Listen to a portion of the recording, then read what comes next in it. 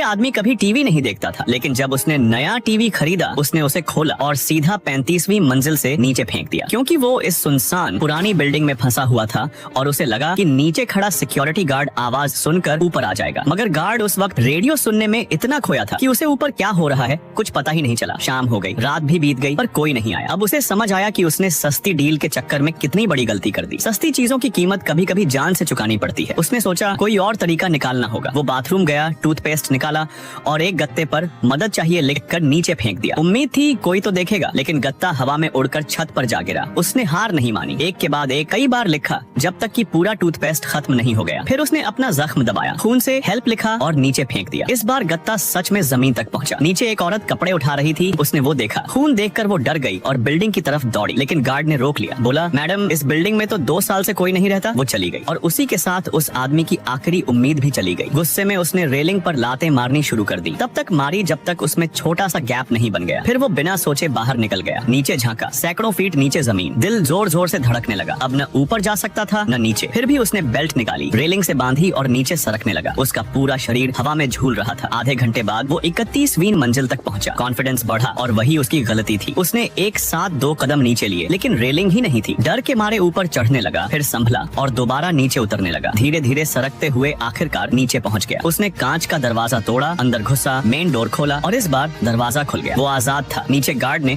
उसे ऐसे देखा जैसे किसी भूत को देख लिया हो, मगर आदमी बस चलता गया बिना पीछे देखे। दोस्तों, क्या कभी तुम ऐसे फंसे हो जहाँ से निकलने की कोई उम्मीद ही ना हो? अगर हाँ, तो प्लीज कमेंट में जरूर बताना।